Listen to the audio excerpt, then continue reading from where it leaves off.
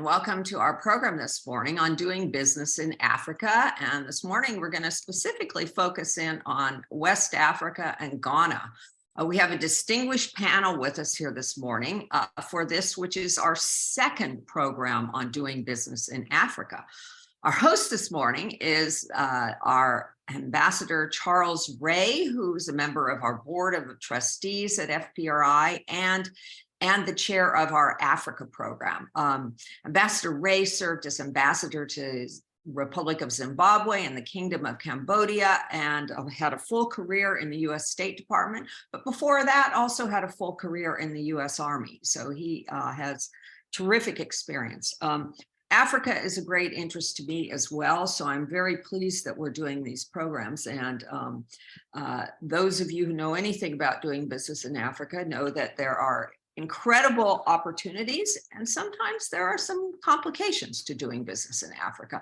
I'm reminded of something that Mo Ibrahim said about doing business in Africa. And for those of you who know Mo Ibrahim, he was an extraordinary businessman in Africa, Sudanese originally. And he said that when he had an opportunity in Uganda, when the government of Uganda was giving away for free the rights to do telecommunications and mobility in Uganda, he couldn't get an investor to invest in this project. And he said that they kept bringing up things like Idi Amin, who had been gone for at least 2 decades at that point, which he said showed that people just really don't understand. They have these sort of ideas about Africa, and they're not necessarily accurate or even current. So with that said, I'm going to turn it over in a moment to Ambassador Ray to take over the program. We will be taking your questions this morning, so please put them in the Q&A box at the bottom of the screen. Ideally, the Q&A box, if they get in the chat, we don't always see them. We'll also be putting a map in the chat screen so that you can orient yourself if you need that.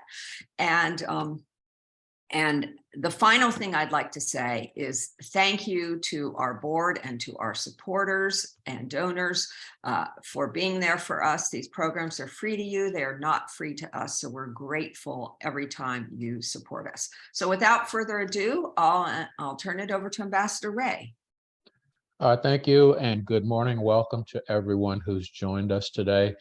We do have a distinguished panel. I'm not going to go over their bios because they're on the invitation. You can see that. I'd like to give as much time as possible for them to discuss, as Raleigh said, doing business in Africa, which is, yeah, there are challenges, but where there are challenges, there are opportunities, and I think our panel today will outline that very, very clearly.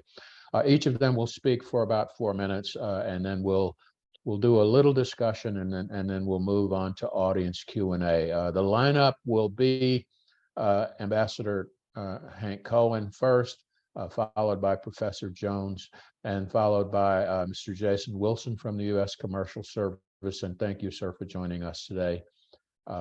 And as Raleigh said, please put your questions in the Q&A so that we don't miss them. If you put them in the chat, we might miss them, and we don't want to miss anyone. And I'll turn it over to Ambassador Cohen for his remarks. Okay, good morning. I'm very glad to be with you. I just want to tell you about a personal experience with Ghana. I had an American businessman who came and said that he had developed a process of building low-cost housing. He could build a 3-bedroom house in 5 days, done by 5 workers. And this was a proven technology. And he said he was hoping he could do something in Africa. Well, my employee had gotten his PhD at the University of Denver Corbell School, and he had a classmate from Ghana and contacted him, and he said, yeah, it's a wonderful idea. And this Ghanaian person went back to Ghana, and he found banks willing to finance. And the idea would be the individual African purchaser would take out a mortgage and just like they do in the United States, and pay it off over time. Well, we needed permits. So the Minister of Finance was all for it. He had been educated in the United States and happened to be a personal friend of mine. But the Minister of Housing did not give a permit. We couldn't understand why he would give the authorization to build homes. It was necessary to do that. And to this day, he still hasn't given the permit. So you could probably figure out why, for some reason, he wasn't doing it. By contrast, the University of Ghana wanted housing for its students, and they found financing, and they went ahead, and that project was completed. But still today, the general housing that we wanted for the working class of Ghana is still not going ahead. So that was a bad experience. I also like to point out that there used to be a World Bank publication called Doing Business, and it went through the whole world. And there was, of course, a section on Africa, and that publication was stopped 2 years ago. But the last time they looked at the world, they ranked Ghana as number 18 out of 181 in terms of how easy it is to do business in Ghana. So Ghana at number 18 indicated that it really had there really is it's not easy for business people to invest and do business in Africa. And they also, for the question of construction permits, Ghana is listed as number 104, electricity availability number 81, and registering property number 181. So the overall outlook for private business in Africa, as far as the international community is concerned, is not very good. Thank you. Okay, as was stated, there are opportunities and challenges with doing business on the continent and in Ghana. So I want to sort of read some characteristics, share some characteristics about Ghana that bring the challenges and opportunities to the forefront, and then we can talk more about those. So Ghana, formerly known as the Gold Coast, has a strong history because of gaining its independence, one of the first countries in Africa to do that. When we think Ghana, we think gold, cocoa, and oil. Ghana has sort of, we have pre-COVID and pre-Ukrainian war Ghana, and then we have post. So some of the aspects of Ghana's economy, Ghana's been considered one of the more stable economies and countries in West Africa. However, 4 of 10 citizens are considered to live in poverty. There's been a robust urbanization in recent years, with 50% of the population living in cities. That has come with its own challenges, as more Ghanaians are considered middle class. And I'll talk about some of those as I talk about health challenges. Ghana is considered to have a low crime rate and low violence, relatively. As we look at the government, Ghana is a democratic nation with active political parties, a vibrant media, a history of successive political transitions. It has freedom of the press, and a strong civil society. So Ghana is considered more politically and economically stable among countries in Africa. The current president is in his second term, and that term will end in 2024. As we look at the people of Ghana, one of the good things, or one of the things that helps to facilitate business, is that English is the official language. However, there are many other languages that are spoken. Ghana has improved education over the last couple of years, increasing spending on education, offering free senior high school, even investing in vocational training. Primary school attendance has increased, literacy for males and females has greatly increased. So there's an essence of preparing the next generation for what the economy holds. Some of the challenges with education are the school infrastructure, lack of trained teachers. A large portion of the education budget goes to salaries. And another benefit is the greater public-private partnership in education. As we look at healthcare in Ghana, there are a number of ministries and groups that have been developed to aid healthcare. COVID exposed many weaknesses within the Ghanaian healthcare system. There is healthcare available within cities, but that's not the case outside of the urban areas. The Ministry of Health revised the health policy. There are several health indicators that have been improved. Life expectancy has improved above 65 years old. Maternal mortality has dropped. Infant mortality has dropped. However, the number of physicians, nurses, and midwives still is low among the population. Undernourishment of children has dropped. The University of Ghana is still the main center for medical research, and that's a benefit. There's still a wide use of herbal medicines that goes along with the use of modern medicine. As we look at the Ghanaian workforce, half of the workforce is working in agriculture.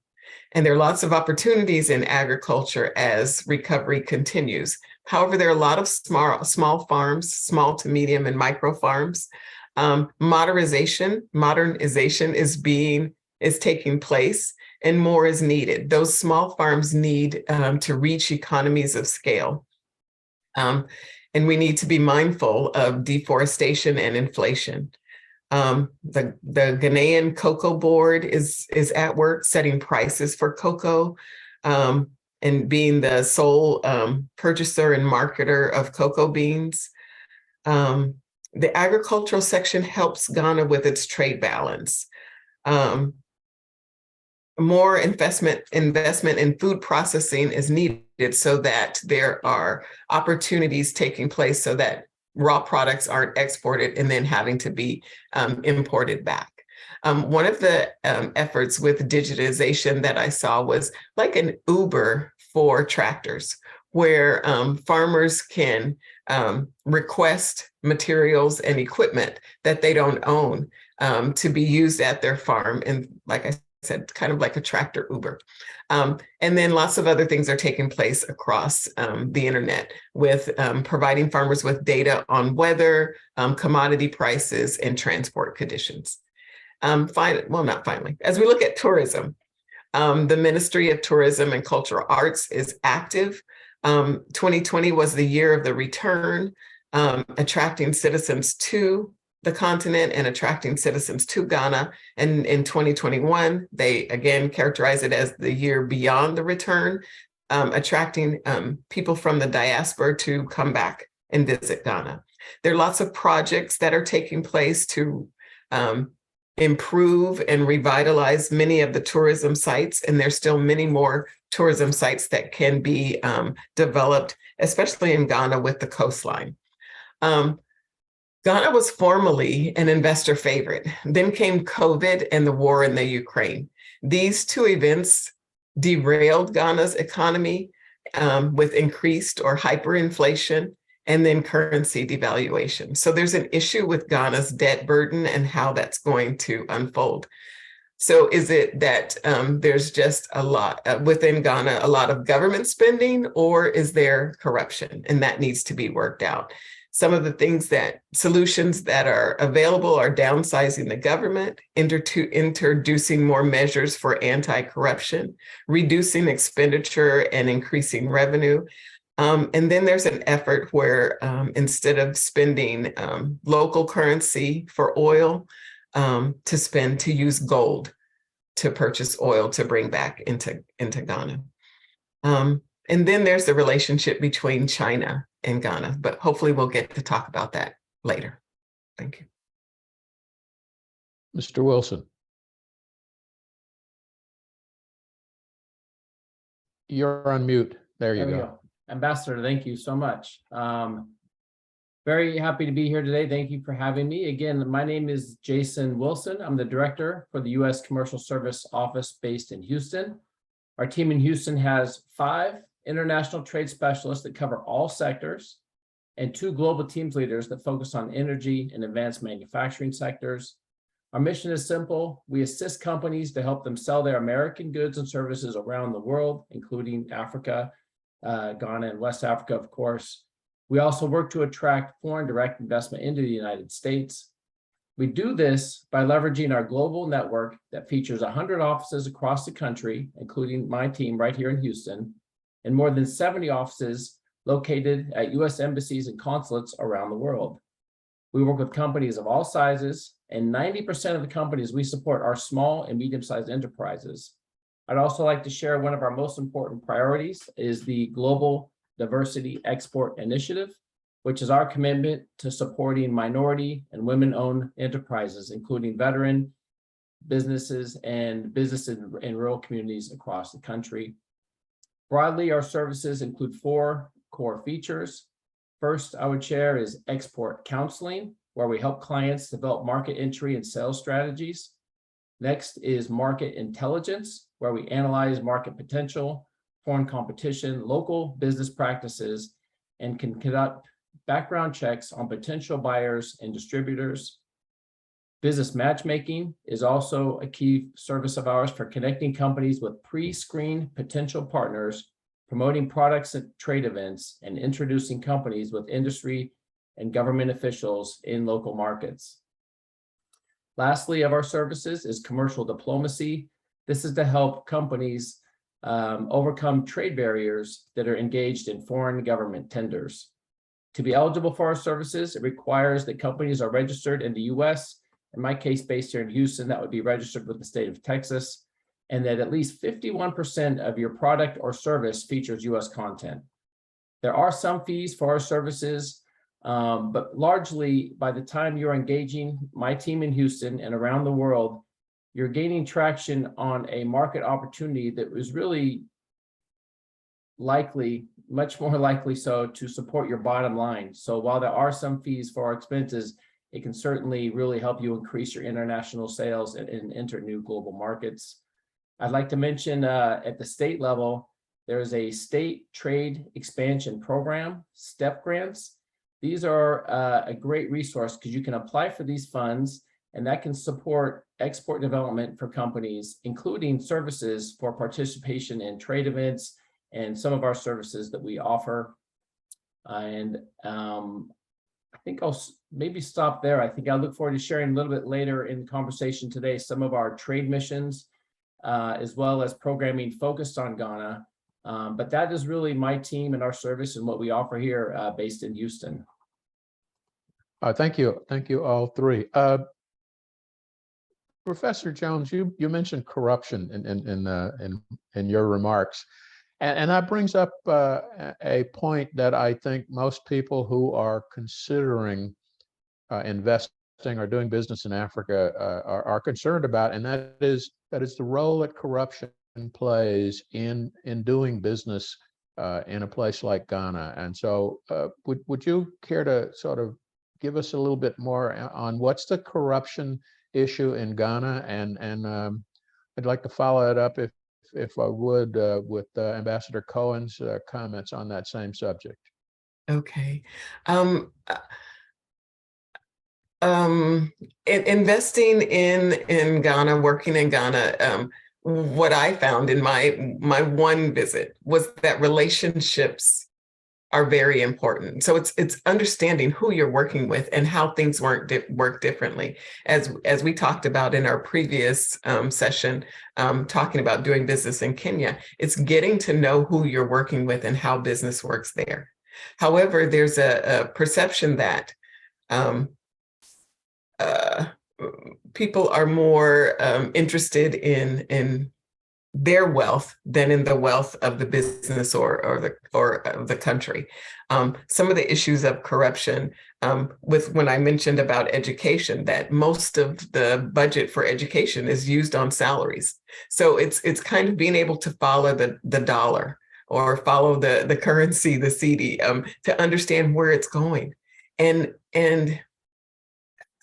I want to keep this on how do you talk about corruption in a positive way? That's hard to do, but it's understanding how business works in a different environment and developing a relationship so that there can be a win-win on both sides.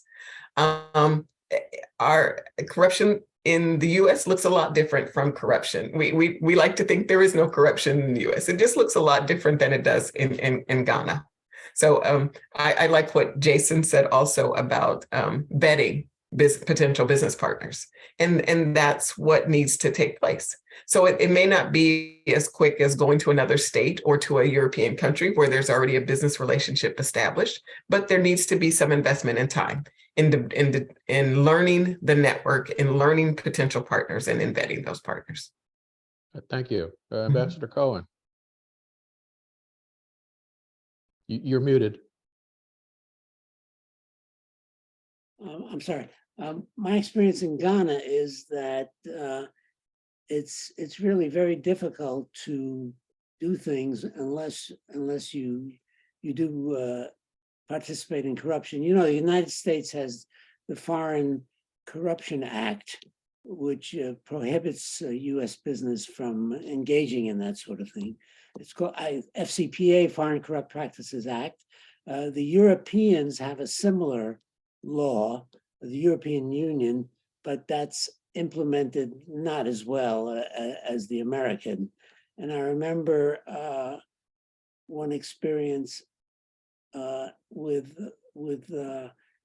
we actually did an investment, a fake investment we did in Ghana. I remember when I was with the State Department, we did a fake investment, and it took us forever to get a permit, say, to build a building and to bring things in through customs. It took forever, and the implication was you can get this done faster if you pay somebody. And so I would say that in general, corruption is a real issue in Ghana, and if you don't participate in it, it's much harder to do business. I remember talking when we did this experiment, talking to the Minister of Commerce, and I said, gee, it's so hard to get a permit to do things and all that. He says, well, we're like a 17th century Portuguese government here, meaning, you know, that's doing business means you gotta participate in local customs, which is handouts, and that's why it's so hard for American business in Ghana right now. Would you like to add anything to that, Mr. Wilson? I mean, I would assume that some of your clients bring that issue to commerce. Yeah, thank you for asking, and it's true. I'm picking up on the theme of relationships. I think a lot of what we do at the commercial services recognize that building that relationship around the world in a country by country basis looks and feels a little bit different in each case. And so what we really strive to do is help our companies based here in the States understand that a timeline for our process here could be very different than what it looks and feels like overseas. I've not been to Ghana specifically and don't have experience doing business there, but therein we pull in our embassy and consulate partners and the commercial officers in country, and they inform us and guide us on how we can manage expectations for our companies here in the United States and recognize there are excellent market opportunities there, but how you approach them, the mindset, building that relationship might look and feel a little bit different than they're accustomed to. Thank you. One other question, and it's sort of the elephant in the room that no one's really discussed, and that is the Chinese economic presence in Africa, which is really grown over the last decade or so. What is it like in Ghana? I mean, what is the Chinese presence in Ghana from a business standpoint? Let's start with you, Ambassador Cohen. Frankly, I don't know the answer to that, so I can't. Okay, Professor Jones. Okay, from what I've learned, I saw this two different ways. So at first I saw that, the strong government in Ghana forces China to interact with them differently, because there isn't a, with more of a democratic society, democratic government. It's not, the relationship with China is not going to look the same as if there were a dictator there. But then more investigation seems like China is touting, or someone is touting, the relationship between Ghana and China as the model relationship for the continent. That gives me a little pause, because China, in my opinion, likes to come in and take over things. So it's supporting, but it's doing things for China's benefit more so than the local country's benefit. I learned about China's involvement almost in every aspect of what Ghana is doing. So I'm trying to learn where the balance is between how China might interact with Ghana and China might interact with another African country where there's less of a democracy taking place. China helped Ghana tremendously during COVID. It was, they helped out on the front end, providing vaccines, and I'm just not sure of their relationship there. And the goal, I think, keeping in mind, every country is self-interested. So China's goal is to find, I believe, to find another place for to distribute its goods, and how can it do that in Ghana? So Ghana needs to be mindful that they don't end up being simply an outlet for China. Sort of a follow-on that, Mr. Wilson. One of the issues when I served in Africa and in other places with the commercial service, and this is understandable, that the commercial service function is to promote the outflow of U.S. goods and services to foreign destinations. But one of the issues is that in order to be able to buy U.S. goods and services, there has to be some growth in the local economy. How do you, and of course with the Chinese, it is sort of a strange issue. On the one hand, they are building much needed infrastructure. On the other, they're embedding themselves in areas that can directly conflict with U.S. business ability to function. How do you deal with that at the commercial service, or does that come up? Yeah, thank you, Ambassador. Good question. And in my role, from our perspective, focusing on the services and the commercial relationships, that's really is kind of what we lead with from my perspective. But it's also aligned with our policy, thinking about the U.S.-Africa Business Summit not too far back, and recognizing that is critical priority for the country. And I think that when we have opportunities to open up commercial relationships that are in perhaps competition with China and other countries, that is one way that we can kind of mitigate that situation. In terms of the local conditions, there are and capacity to engage at that level of economic activity. We have other partners such as the U.S. TVA Trade Development Agency that help American companies do pilot projects at the entry position to help build capacity. That is something that perhaps could be scaled up in the future.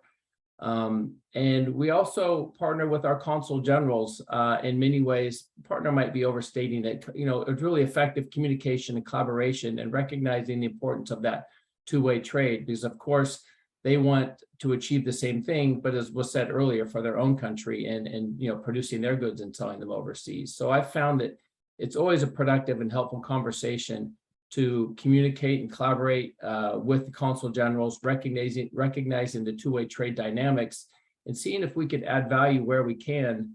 And when there is the place for the made in the USA American goods and services, then we want to open up that market opportunity. But we always look to stay part of the trade conversation from a holistic perspective. Okay, before we go to our audience, I have one more question that I would like each of you to take a stab at, starting with you, Mr. Wilson, and that is, if someone came to you today and said, I'm interested in doing business in Africa, and Ghana came up, what would be your main advice to someone in that situation? Mr. Wilson, you first. Well, the first thing I would say is, please take a look at our country commercial guide. It's one of our favorite resources. They're at our website at trade.gov. They are free. And so it's something that I think we put in the chat box here. But this includes country commercial information on customs, regulations, standards, selling U.S. products and services, business travel, the investment climate statement, political and economic environment. And it also identifies key leading sectors. Now in Ghana, as we've learned in this conversation already, there's a lot of opportunity. And so this is a bit of a long list here, but I think it's important to share. So the key sectors for exports and investment in Ghana from our country commercial guide includes agricultural sectors, automotive, construction and infrastructure, cosmetics, energy and renewables, franchising, healthcare, information and communications technology, mining industry equipment, oil and gas, rail industry, education, and training. And I know that's a lot, and it's all there to be, looked at in more detail online. And each of these market opportunities will have additional information just to explain really what is involved in that process. So those are, from a broad perspective, our country commercial guide is critical. I would also just quickly share that we do have a global diversity trade mission to Africa in South Africa, Ghana, with an optional stop in Nigeria coming up in August. And so I would encourage anyone interested in participating in the U.S. Commercial Service Trade Mission to take a look at that opportunity, which I could also share in the chat with everyone. The key sectors from that trade mission perspective, which in my mind really brings to the focus of the most critical sectors that are in demand currently, would be automotive, consumer goods, information and communication technology, and safety and security. And just a quick element on that as well, which is these country commercial guides are not drafted here in the United States. They are developed by local experts in the host country, with really the business community contributing to that. So it's really compelling and recent information that's very much useful, I would think, for anyone thinking about doing business in Ghana. Thank you. Ambassador Cohen. Yeah, well, I think doing business in Ghana, it's best to have a strong Ghanaian partner already in business, so he can take care of all of the corruption problems and what have you. Going in on your own is very difficult, as we saw from our effort to do a business. So we spent $75,000 and really didn't get anywhere in getting our permits and that sort of thing. So I would say have a strong Ghanaian partner. I want to say one other thing about China. They have their Chinese company, government-owned companies that does infrastructure. And when they come in and do a project, there's a tendency for some of their people to stay behind. And they go into rural areas and they start importing low-cost Chinese goods. They have virtually destroyed the local businesses in Kano, northern Nigeria. Kano used to be one of the most flourishing business centers for Nigeria. They virtually destroyed it by their importation of cheap Chinese goods. So you have to watch out for when China is present. You got to watch out for all these different areas where they get involved and do harm to local business.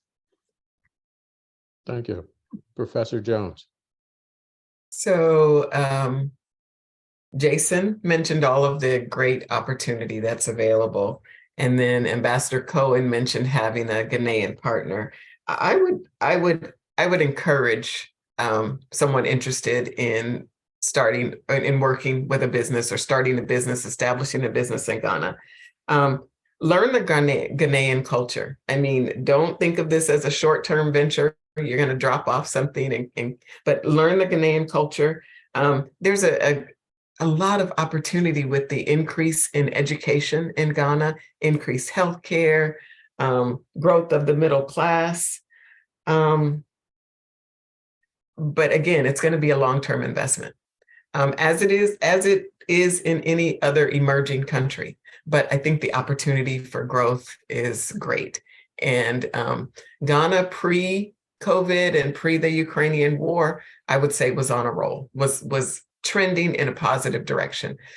Now with the debt crisis, that may add a few more years to what long-term looks like, but I think there's a great opportunity there. So I would encourage it. But again, this is not something that's going to happen overnight. And having a partner and aligning your business with what's taking place in Ghana. So don't go there with, this is the idea I have and I'm going to drop it off in Ghana, but let's see what Ghana needs and how can I mirror what, does what I'm providing align with what Ghana is doing, and then anchoring yourself with a Ghanaian partner. Okay, thank you. I have one more question. I was going to make that the last, but something that Mr. Wilson said triggered it, and also something that Ambassador Cohen said, and that's the role of our embassies and consulates in places like Ghana. I know one of the issues when I served in Sierra Leone and in Zimbabwe was just what does the embassy do, particularly in situations that are less than positive. And of course, I was in Sierra Leone during a war, and I was in Zimbabwe when our government-to-government relations weren't the best. But there were still business opportunities in both places at the time, and it was something that we had to spend a lot of energy and time on.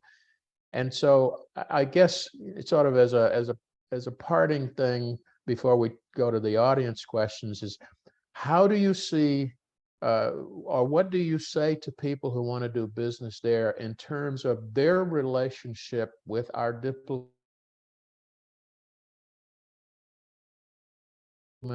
Let's start with you, Professor Jones. Okay, I thought you had brought in Jason and Ambassador Cohen on these two, because I have very little information on the embassy aspect. So I'll okay. Had to give you a shot. Thank you, though. Ambassador Cohen. Yeah, well, I think embassies could always play an important role in facilitating the processing of getting permits and getting financing. One thing I found that was very good about Ghana was the Ghanaian banks are very much available for financing, but the embassy facilitates every aspect of doing an investment or doing trade and what have you. There's a commercial officer, there's someone commercial responsibilities in every US embassy, and they're more than available to help push through getting permits or making contacts with because they know they know that territory. They know who the important players are, so they'll make contacts with Ghanaian business people who can really get things done. So for an American investor or anyone trying to do business in Ghana, start with the US Embassy at every point. Mr. Wilson. Yeah, very well said. I would just add, we are like, if there's two sides of this coin, we are the domestic office that is the gateway to connect you to that embassy. And so I think you can begin with the embassy with that commercial officer, or start right here, as I am based in Houston or anywhere across the country. We're going to quickly connect with that commercial officer that the ambassador just mentioned. And we can learn many things, but most often what the initial conversations review are, how are the market conditions? Is this product or service even viable? Something along the lines of what might be considered an initial market check, taken from local business leaders to let us know how feasible is this product in the market. And then going back to what's been brought up several times, I completely agree, is a critical priority for entering a market, which is vetting partners. Oftentimes there is a strong preference for doing business with a local partner. It can be the case where you might have some intellectual property or a patent, and that is a critical value add for a local partner. And together you can really make a move in a market that would be significant. In other cases, it's more practical along the lines of implementation or distribution or sales or an agent along those lines. But having a local partner is critical. And what we can do with working with the embassy and the commercial officer is vet those potential partners And then we step back and let the businesses negotiate and make their deal as they see fit. We're not negotiating the deals and making them happen per se, but we're creating the conditions for these commercial opportunities to develop. All right, thank you. Thank you all three. Now I will turn it over to President Flynn to moderate the questions from our audience. Thanks very much, Ambassador Ray. Interesting discussion, and we have some interesting questions from our audience. And I'm not sure who's best positioned to take this first question, which is how are African banks faring with the global banking solvency concerns? This is, I guess, a fairly new topic, very much in the news, but I'm looking around and wondering who might want to answer that. Dr. Jones, what do you think? I don't know. I don't have enough information yet. So does anyone else have a better idea? Mr. Wilson? You know, I usually like to make a try, but in this case, I don't think I'm the right person to offer insight on this one either. I really don't know, other than checking with, maybe the Africa Development Bank Group or another institution along those lines. But I don't think I have enough to answer today.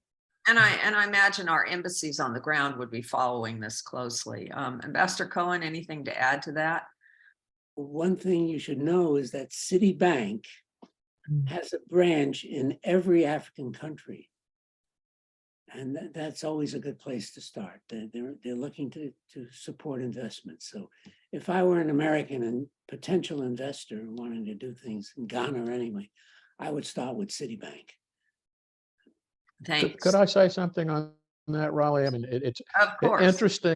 I was following, I always start my day by tuning into BBC and Al Jazeera. And of course, this morning, the banking crisis was leading the news on all of those channels, but the focus, unfortunately, was entirely on the US and Europe. There was nothing said about what's happening with the banks in Asia and nothing at all said about what's happening with the banks in Africa. Now, whether that means that the crisis hadn't spilled over into those areas, or it's just another of the case of the only areas that count are the US and North America and Europe, I don't know, but there's been very little news lately about how this banking crisis is playing out in areas outside of North America and Europe. Interesting, really interesting. I wonder if some of the French news services might be covering that a little better. I just don't know. Anyway, interesting question. Another question, is informal business taken seriously in Ghana? Now, I'm speculating that by informal business, we're talking about unregulated business or the informal sector, the underground economy. Carla, maybe you want to answer that? I'm wondering about that term informal, because my experience was that over 50% of what I saw was informal, but informal from whose perspective? That would be the important part. And how might someone not outside of Ghana get involved in that? And would that be a stable place to invest or place your business? So as we're looking at doing business in Ghana from an outsider's perspective, I would say the informal aspect of the economy would not be a place to stake claim, because then you're less protected. Yeah. So, Ambassador Cohen, would you have anything to comment on that? No, I would agree. I don't think informal business exists, but I don't think that's of any interest to the foreign investor. Yeah. Okay. Another question on China. Does China engage in land lease in Africa? And why don't we broaden that a little bit? Is there a lot of land lease in Africa? Mr. Wilson, anything to comment on that particular question? I'm afraid I'm going to let you down on that one. I'm sorry. I don't know. I think our audience is playing Stump the Panel this morning. If I had my partner from the embassy on, perhaps they would answer, but I'm afraid I'm on my own today. Yeah, yeah. Dr. Jones or Ambassador Cohen, anything to add on that one? I don't have anything. Oh, no. Okay. Finally, we have another question, and please, audience, give us some more questions. We're just about out here. Oh, good. Some more have come in. Thank you.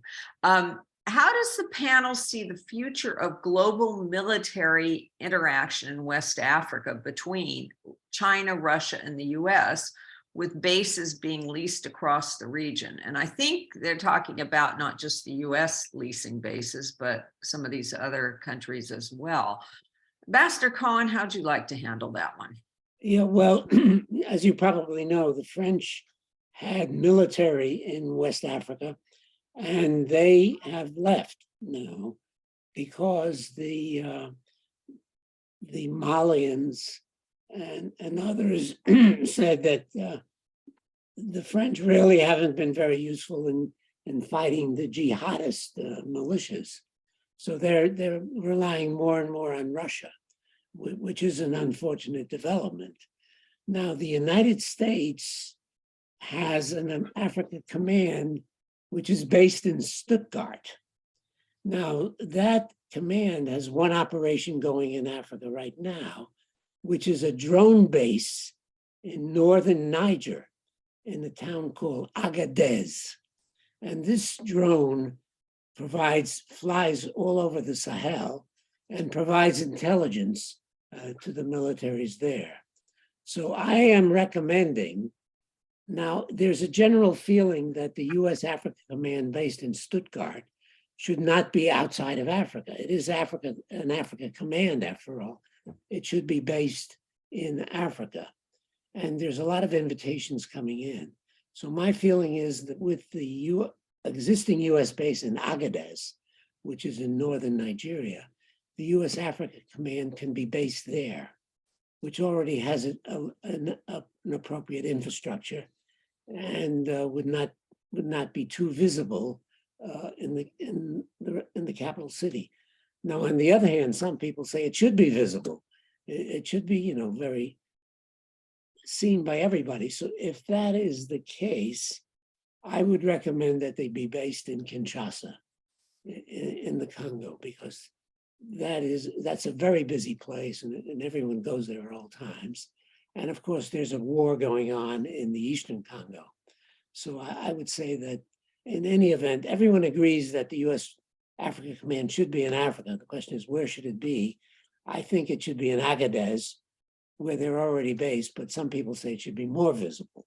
And so I would say, if that's the case, then Kinshasa, where there's a war going on in Eastern Congo, I think that would be a good place. And by the way, in terms of doing business in Africa, the people who are the most experienced, who know more than anyone, are the South Africans. They are all over the place in their businesses, department stores and all sorts of operations. So sometimes it's good to have a South African partner if you really want to get involved in doing business in Africa. Interesting question flows from that, I think, is what is the impact of these US bases in Africa beyond just the military component? I know in many parts of the world, US bases hire a lot of people, buy a lot of local goods. So is this a potential outcome, or is it an outcome of the base, for instance, in Agadez at this point? I don't know who wants to take that. Maybe Ambassador Cohen continue, and then we'll go to some of the others. Well, it's only a headquarters. It's not a base with a lot of troops and that sort of thing. So Okay. they will be spending money, of course, and it would be a boost to the economy, but it's minimal. Got it. Okay. Let's go to Dr. Jones on that one too. I can't add to this one with the bases, and yeah, sorry. Okay. I do know in some of our past events and conversations on Africa, one of the issues has come up is a perception by some Africans that America's primary, the United States' primary interest in Africa is security and not economic development, and have contrast us in a more negative way with other countries that do more in the area of economic development. Would any of you care to comment on that? Maybe Mr. Wilson?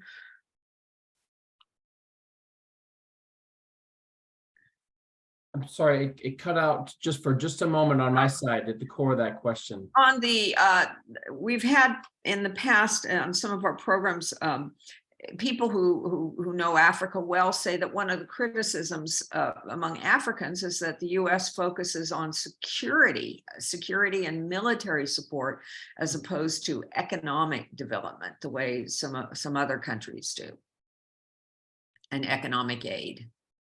You know, I think from the perspective of the U.S. Commercial Service, I mean, we think about the commercial relationship as being really one of the more important connecting elements for the diplomatic relationship. So I think from my office perspective, thinking about service, again, I'm not necessarily in a policy role, so I can't speak too much out of my organization's role, but we do really look to strengthen the commercial ties in that context. I know I'm not quite answering your question, but it's kind of a narrow offering that we have, and that's really our approach, is really just strengthening that commercial tie, and really through that economic development, growth, and opportunity, creating jobs. And in most cases, we're not just creating jobs here in the United States, but also overseas as well, and raising wages and doing things that are good for both parties. Mm-hmm. Yeah, thank you. Ambassador Cohen or Dr. Jones? Yeah, well, a historical note, you know, most of the African countries were becoming independent during the Eisenhower administration. And President Eisenhower said, for the record, no US troops on the ground in Africa. We do not see Africa as a US security interest. And that is held very strong. You know, it was with great reluctance that we sent troops to Somalia. And of course, that resulted in Black Hawk Down and that sort of thing. So there's a general feeling that Africa is not a US security interest. It is mainly an economic interest. Okay, thank you. Dr. Jones, anything to add? I have to do more to respond to this better, but just when we look at a country's economic interest in the continent, in African countries, I think we need to dissect that more, because we'll look at China's interest and say it's economic, but who does it mainly benefit? So I think there's some layers to this conversation. And just in the military presence, then what does that bring? And then long-term importance and to the relationship between those countries. So just some food for thought about that question. Okay. If I could jump in there, Raleigh, because I was actually serving in the Pentagon when AFRICOM was created, and I was part of the U.S. end of getting that organization off the ground. And this whole argument of where AFRICOM should be was actually a big part of our discussions at that time. There was in fact divided opinion on the continent. There were countries who offered to host AFRICOM. There were others who were, we don't want a U.S. military command of that size. I mean, we have the Joint Task Force Horn of Africa in Djibouti, which is at Camp Lemonnier, and you know that in itself was controversial for a long time.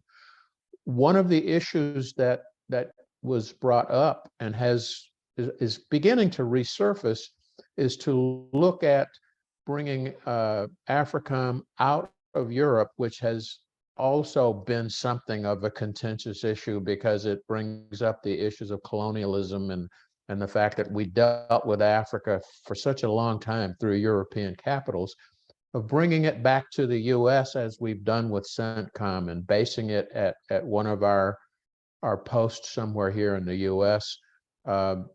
It's still a I mean, I will be involved in in the coming weeks in a debate over that issue of what to do with AFRICOM, which has been a command looking for a mission since its inception. I mean, it was originally intended to be the only major military command that had a primarily civilian mission.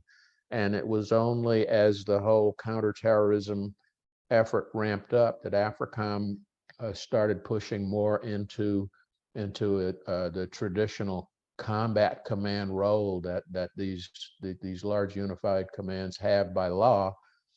And the fact that the State Department is understaffed and underfunded as it usually is, couldn't come up with the people to staff the civilian side of the command. And so this whole issue of, what's the U.S. military role in Africa? That's still a huge question mark that's being discussed in a lot of places in Washington as we speak. And it won't be decided anytime soon. Yeah, thank you, Ambassador Ray. We have a comment from one of our listeners just noting that USBC Bank is also a global bank.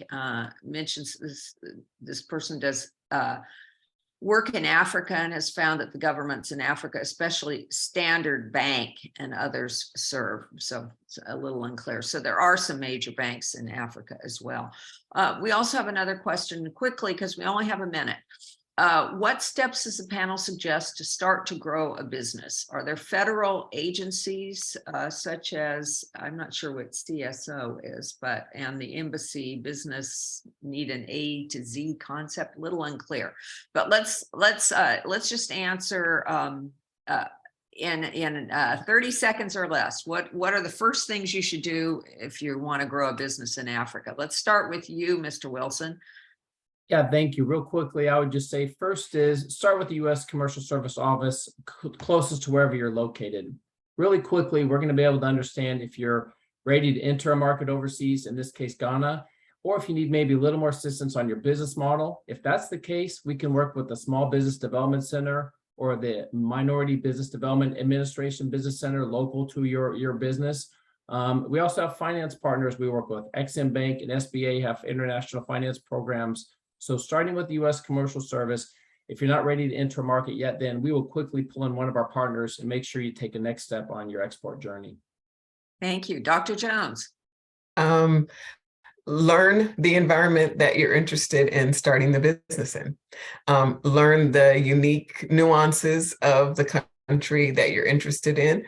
And I echo what, point back to Jason with what he just said. But all 50 plus countries. And so understand the people, understand what's taking place there, understand what is growing, and understand the economy.